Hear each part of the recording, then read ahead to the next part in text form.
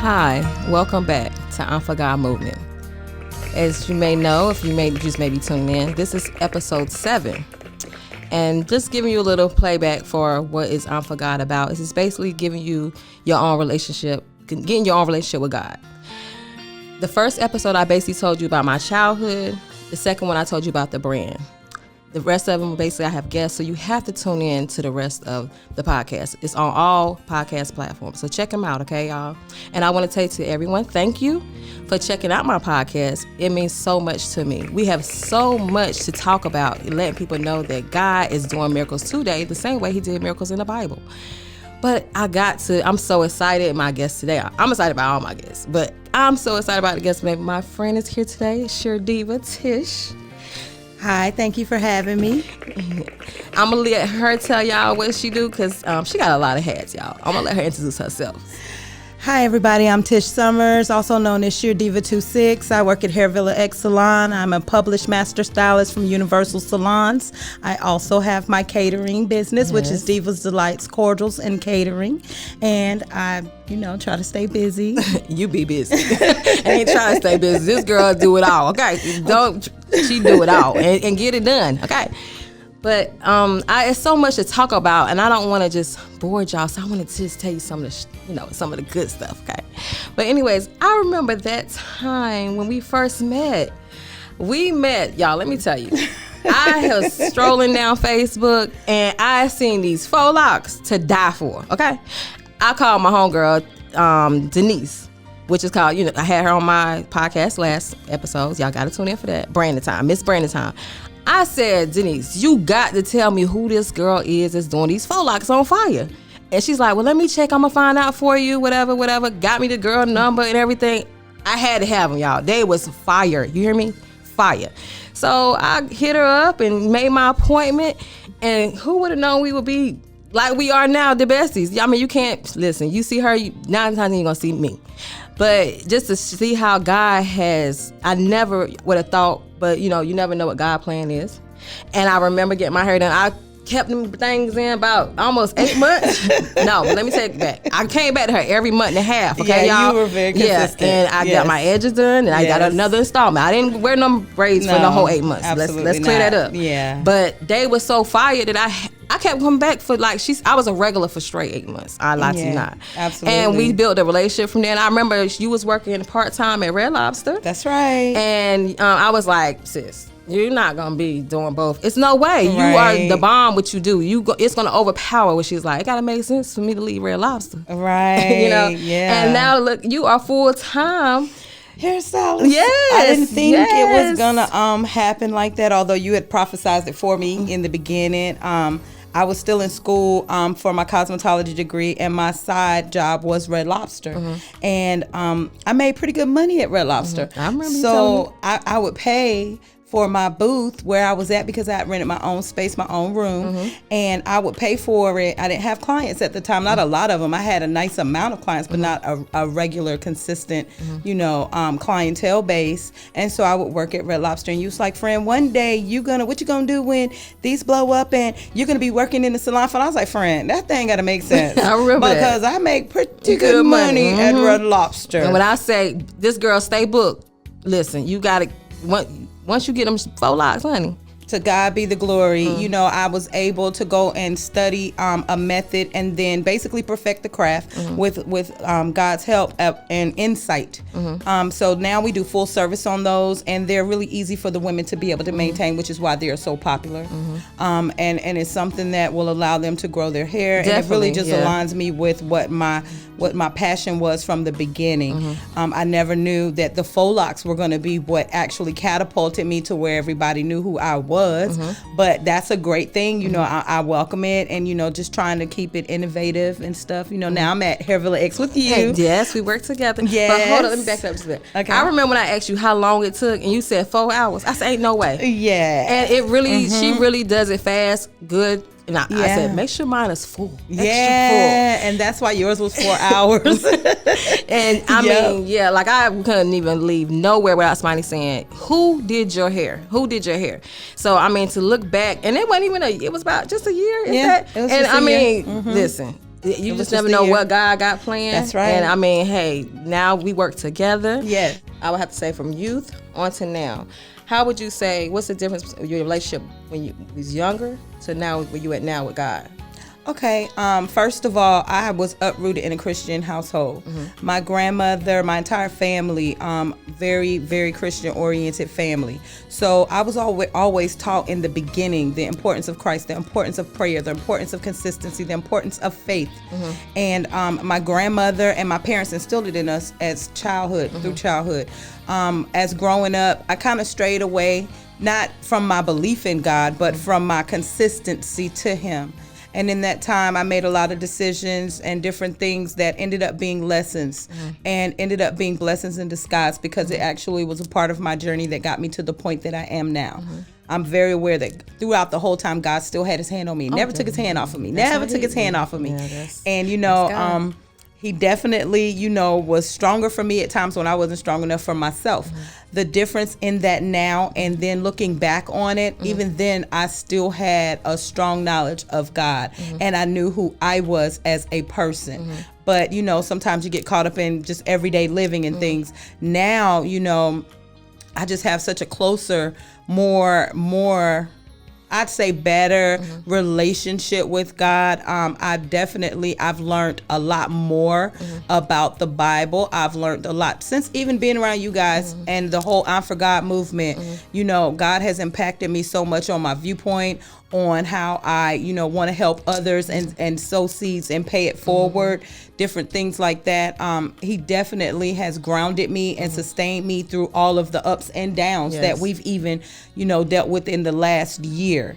I know that without God, I would not be here and able to do all of the things that I do, wear all of the hats that I wear. Yeah, because he give us that extra strength, that extra That's bug. right. And like I tell people all the time, it's no such thing as perfect. You know what I'm saying? We all been through it. We all been mad at God. Let's keep it real. We all been mad at God. But the fact how we can show how we grow, you know what I'm saying? And to say, you know what? I understand you are the one to say, today you live, today you die. That's right. So how I'm going to tell you what I want to do. Right. But you have to get there. As a child, we don't know. You know what I'm saying? But That's when you right. get older, you really go through some things. That's and you really right. have your testimonies. And you know, he show you and test you and let you know, you're not really ready for that yet. You know what I'm saying? Yeah. And then we say, but no, I want it. He give it to us and be like, whoa. We not ready. Whoa, yeah, you have to be like, you know what, I said I was ready, but I really wasn't ready. But it's a learning lesson, That's you know what I'm right. saying? So That's once right. you get there, you got to sit there and apologize and say, you know what, God, I'm sorry. I wasn't ready. That's right. You know, and understand it's not about you. Yeah. It was a lesson learned. That's right. You know? That's right. And, you know, let's get to that other, you know, what everybody hurt. I know everybody, well, the ones that haven't, but we was in a bad car accident. And only God is the reason why we here. We should have been dead, okay? And because of God keeping us, like he say, take care of his people, he ain't never lied, y'all. But do you remember that day? We was on our way to a hair convention in the Cabins. We're not gonna call no names. And we was on the way to the going to Atlanta for a big convention to go with some other stylists and makeup artists to, you know, business changes, some information or whatever. Anyways, but on the way of us leaving, we got in a bad car accident. And I thank God, y'all. I gotta tell you, she told me, because anybody know me, they know I do not like driving. But she said, friend, I don't drive at night. I said, dang, I can't get out of drive. Okay, you want to drive at night? Okay, I'm gonna drive. And we were driving and going the way to Atlanta, and I never forget, it was an 18-wheeler in a tour bus. And you know, you set your seat back, y'all relax. You know, we on the way to the A, because, you know, we about to turn up. And hold on, let me back it up a little bit. So before, we got an email about this trip, right, y'all? Anybody know me? I do not smoke and drink. I'm not knocking nobody to do it. Hey, my friends, they do it, and hey, we get along just fine, don't we, friend? I don't know. We get along just fine, y'all. Anyways, so, and I just have to say, I got an email talking about, so they're going to be doing things that Chelsea don't Oh my do. God, that was so funny because anybody that knows Chelsea would know that was the wrong email to send her. She literally had a fit. She called my phone. I can remember it like it was yesterday. Friend, did you read that email? I was like, friend, I don't think they meant to send that to you. She was like, girl, I'm going to stay in the room. I'm not even coming out the room. Yeah, I'm going to stay in the room. I made my plan. And I was like, well, friend, I'll go out and network for us. Okay. And I remember I told you, God not done with meeting with me yet. And I said, it's okay. It's okay. As long as you don't abuse it, y'all. I mean, I'm just saying, I ain't got nothing. That's but right, anyways, that's but right. I have remember, getting an email. I was just like, God, if you don't want me to go, listen. And not knowing he going to put us in an accident now, y'all. I was like, you make a way that I can't make it. You know what I'm saying? And I look back and we wasn't able to make it. And when I said, so getting back to the story, y'all. So it was an 18-wheeler, tour bus in front of us. We on the highway going to Atlanta. And all of a sudden, I remember the 18-wheeler zigzagging. And from there, I remember the tour bus dipping. When it dipped, oh my God, here's two headlights. Now mind you, this is a drunk driver, came on the highway the wrong way. Right? And literally, I remember you putting your hands on it. She gonna stop the car, y'all. No. You know what I'm saying? I was like, instantly, I went to praying like, God, you ain't even done me yet. Ain't no way it's my time. Like, I ain't did what you asked me to do yet. And just that little small voice said, turn the wheel. And I turned the wheel, and it means a whole lot to hear that little small voice. Because if I wouldn't turn that wheel, y'all, we would have been dead because we hit that brick wall. Honey, that was definitely a situation. Now back to what you said about God, you asking God if it wasn't meant for us to go, then make it where we don't go, and stuff like that. Now I was on a whole nother level at that point, hindsight being 2020, and it was nothing in this world that could keep me from Atlanta and the goal that I was trying to achieve, because I have been going at this goal to become a celebrity master stylist for so long that I was so excited. We worked that day. We worked the entire day. We got off about 12:30 at night. We worked about 12 hours because we knew we were going to be gone. And so I remember telling you, friend, I'm not driving that night. I'm going to tell you right now, because first of all, I'm tired. Second of all, I can't hardly see the road. I can't even hardly see myself. I was like, when we got in the car, I was like, I'm going to stay up with her because that wouldn't be cool just to go to sleep as soon as we get in the car. So, as we were riding, and I remember paying attention to the tour bus because we were about to go get on a tour bus. So I was like, friend, that's about to be us in the tour bus. Little did I know that we were almost going to be literally in that same tour bus. We were riding, and I remember when we noticed that the 18-wheeler kind of swerved a little bit. Then the next thing you know, the trailer, the tour bus, it swerved into the right lane because we were in the fast lane in the left lane, but we were still going the speed limit. And then all I saw was lights heading towards us. And I remember thinking to myself, oh my God, they are in the northbound on the southbound side. We getting ready to die. So that's what I'm thinking to myself, like, how did they get on this side of the road? Like, I'm looking at Chelsea, and at this time, I think this is probably when she was having that voice moment, because I remember looking at her and I was just like, Chelsea. Like, if I could turn the wheel with her, I would have, but she did so good because she kept us from hitting that wall. Mind you, the lady still swerved, hit us in the front. Yeah, she did. We spun out of control, hit the other cars. We blacked out, lost of consciousness. And in this moment right here was when I think this was my defining moment of, okay, your way ain't gonna work. You're gonna have to use God's way from now on. Because as I was asleep, literally, I was knocked out cold. I saw gray. And then I saw gray for a minute. Everything was dark gray. So I turned around and I looked, and then I saw Chelsea, and I saw the IM4GOD jacket, and everybody knows I'm hilarious.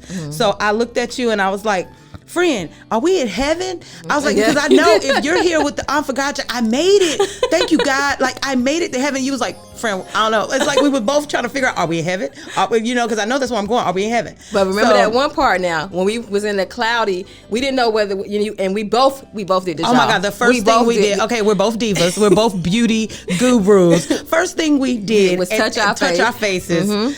We touched our faces, and even at this moment, God still sustained us because we touched touched our faces to make sure we still had our teeth in our face and it wasn't a steering wheel in my neck and different things like that. And then we looked at each other and we bust out laughing, even at that moment, because we kept each other comforted in the most frightening moment of our life. And then after that, that's when you the said shock set yeah, in. you said to us, are we in heaven? Now let me tell y'all something. When she said, are we in heaven, I instantly in my head, because remember, y'all, I prayed to God and I said, listen, ain't my time yet because I ain't did what you didn't need me to do. I said, God, I need to go straight. If we're in heaven, I need to go straight to God. Take me to God. I need to talk to him right now, because I need the first body that's going back down. I need to go back down because it ain't my time yet. So that was my mindset. But whenever I realized I was still here, I was okay, I'm good. He ain't take me. I'm still here. So clearing the smoke and everything, we realized we were still in the car. All the airbags is out. And then we got hit again. Yep. And then I'm pinned in. Yeah. The car had like half of my body. I don't even know what's going on.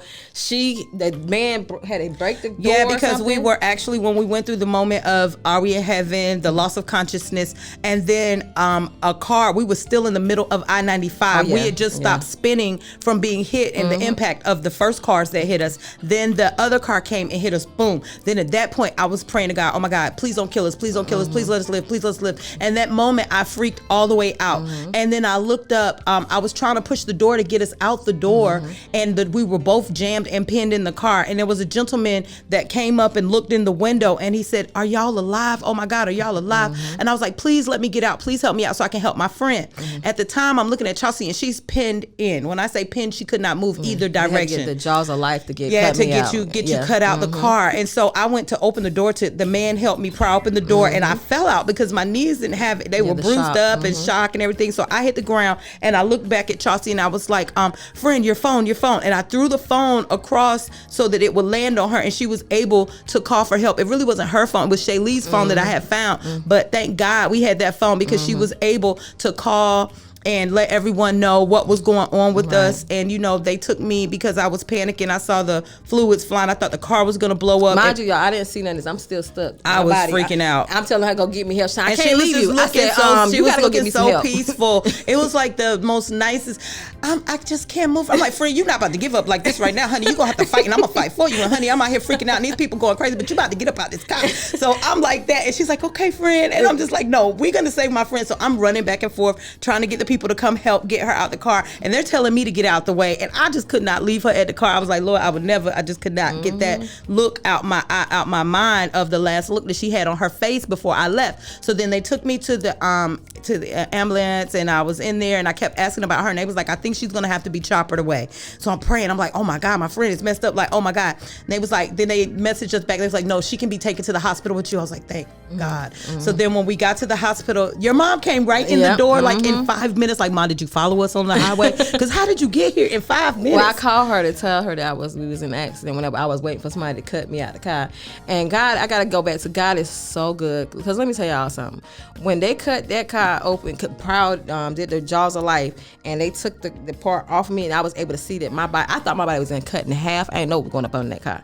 And to see my body was not cut or whatever. And then when they pulled me out of the car, and let me back it up. So the man, not promoting, y'all, no seatbelt, but let me tell the truth. I didn't have a seatbelt on, but God still kept me in that chair.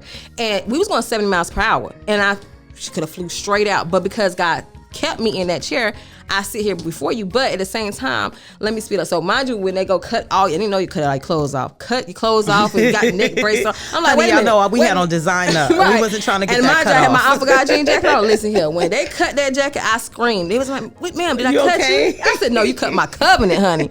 And I was just like, he told me, if you don't be still so I find out. And I was like, listen, I understand why we still here. Y'all might not understand. We understand why we still here, because we don't supposed to be alive right now if you see that car or whatever. But God, you just never know, what God and how, and I take that as God was trying to let me. I know I got that day, old Charcy died, the new one risen. Okay, same here. And I just seen things so different. I was just like, you know what, God, I get it. I totally get it. You know what I'm saying? You could have took me that day, November 1st of last year, 2019, but you still allowed me to still see 2020. And because of that, I owe you whatever it is you want. Listen, I know I ain't gonna lie to y'all say they do the 100, but I'm gonna come 90% of straight. If anybody know me, I talk about more God now I already did, but I really talk about God more now after that accident. Yeah. You know, it's a totally shift of a relationship. Like, I get it. I totally get it. So I'm in a different place right now. And I be telling people all the time, like, at the end of the day, the brand says, I'm for God. It don't say you for Chauncey. It says you for God. All I am is the vessel behind it. And just for you to get your relationship with God and then let it be what it's going to be. I don't got no heaven and hell to take y'all. He's still dealing with me. So with that being said, I just have to stay straightforward. That's right. What is something, sis, you would like to tell people that's always trying to put a cap on God? You know, some people feel like you have to be this certain kind of person. No, absolutely. So, I mean, what is something you would like to tell people that, you know? I definitely want to tell people, first of all, I'm very real with the journey that I personally am on with God. And even though I'm surrounded with all types of people, some are more into the church than others. And so I want to be very honest with myself as well with my journey so that I can help bring others and they can actually identify with my journey. I went through a lot. Yes, that day of the wreck actually was the rebirth of the new me, but little did I know that God's strength was what was going to bring me through those next months of recovery. Those next months of when I went, and me and Chauncey was so cool. We were like strength for each other and we would pray. She kept me going. I've wanted to be so depressed, and it was days, and I'm known for beauty. So some days I would wake up and didn't want to fix my hair or didn't want to put on my lashes or didn't. And she kept saying, friend, you got to fight. And then she made a jacket for me, I'm for God jacket. And let me tell you something about the I'm for God jacket, okay? Y'all see me wear I'm for God a lot because I really, really, really believe strongly in the movement. I am able to separate the person from the brand and the movement and what the message of the movement is. And I definitely agree with the movement 100% because of my personal experiences and because of the depression and the different things that I went through. Depression is so real. Yes, it and is. Each person has a different spin on different situations and how they handle them. I was used to working. Y'all hear I wear a lot of hats. I was used to working every day and doing a whole lot of stuff. And once I got in that wreck, I had so many injuries in my neck and my spine. I was unable to hardly move. And that's so hard for a headstrong person. I was broke down in my spirit. I was broke down in my emotions, and I started to become very negative and very depressed. God brought me through that. Through that time, I was able to learn to fast and pray. Oh, yeah, we did. They fast with me. I'm so thankful for the ladies that are there with me, that stuck with me through that time and just kept having positive things to say to me and allowing me to be aware of the changes that I was having mentally. I wasn't even myself. And, now looking back on it, I can definitely say that God still had his hand on me. And even that stage, of my life, just to help me cope. I didn't know how hard it was going to be. Oh, yeah. I did not know. Yeah. But thank you, friend. I'm always thank there. you for being there for me. I appreciate you. Thank you. That's the testimony. You have to be able to understand, like, you have to go through something. That's God right. didn't say it's going to be easy. That's right. Only thing come easy is the devil. The devil is always there sitting there like, hey, remember That's this? right. Hey, you remember we like this? Hey, let's go this place. Knowing it ain't good for you. But God is always standing there saying, hey, whenever you're ready, I'm sitting right here. That's right. He give us choices. He give us choices. So you have a choice whether you want to do it his way or your way or Satan way. So that's the beautiful thing about him. And so many people try to put him in a little box, like, and it's, you can't put him in a box. There's no such thing. Yeah. He is God all by himself. He do what he use, who That's he want right. to use. You don't tell him who to use. He'll use somebody just to show you who he is. So, but I had to touch that. There's a lot of people out there lost, friend. Yeah. It's a lot of them out there that's lost, and they just need to know that there's no right or wrong way. Just start from there's somewhere. no right or wrong way. And to be honest with you, at any time in your life, if it is adversity that brings you to Christ, or if it's someone else that brings you to Christ, or if it is an awakening within yourself that brings you to Christ, whatever it is that brings you to that point, that's a blessing in itself. Understand it is a journey every day, and none of us are perfect. And so, you have to build a relationship with God, and that is your personal relationship with God. My grandma used to always tell me, I used to be like, Grandma, you going to church today? Because my grandma, one of the divas in the church with the big hats and the big shoes, the heels and stuff, and the purses. And I said, you going to church today? She said, no, baby, I'm gonna watch it on TV. And I'm like, Grandma, that's not church. She said, no, baby, church is just a building. She said, your relationship with God is within. It has nothing to do with the building. Yes. So I was always aware of that, whatever I'm going through. So you guys just got to know, you don't have to be, perfect. You don't have to be but you have to be willing to change things about yourself that will keep you in a line with where you're trying to go, because it's a journey. Oh, yeah. And it's a phase, and God's going to stick with you everywhere through the journey, and he's going to accept you the good and the bad. You know, and we have to understand that sometimes we stray away from God because we feel like some of the things that we're doing may not be in alignment or in a, you know, an approval thing with him, you know, and you have to understand that he's a forgiving God, and he's an understanding God, and he's going to take you because you're the mess that he created, and you're going to be the beauty that he creates later, you know, but you just have to want to, and you have to be honest with yourself. I think that's a lot of the problem. Some people, and I think that's a lot of the problem. You know, even with myself, I honestly felt like, you know, for a period of time, I would be like, well, I'm not going to go to church. And I remember I used to tell you this. I'm not going to go to church, friend, because when they get into church, they do this and they do that and they do this and they do that. But what I failed to realize was my journey with Christ has absolutely nothing to do with all the people in that room. No, it has everything to do with me in that room and what I get out of that, because everybody's bringing something else. So once you stop focusing on everybody around you and worry about yourself, then it makes it so much easier. You actually get the message. You actually start to see God working in your life. And then you can look back like me and say, hey, I was just right there not even 10 days ago, and look where he's brought me in that small amount of time, because all things are possible through God. Yes, I like to tell people all the time, my favorite line is, if you take the same energy that you worry about somebody else and put in yourself, you won't have time to worry about nobody else. That's right. But you got to promise me you're going to come back. I will. Because thank you for it's so me. much that, like I said, it's so much to talk about, but we got to sum it up, y'all. And I want to say thank you again for tuning in, and y'all have to tune in for next time.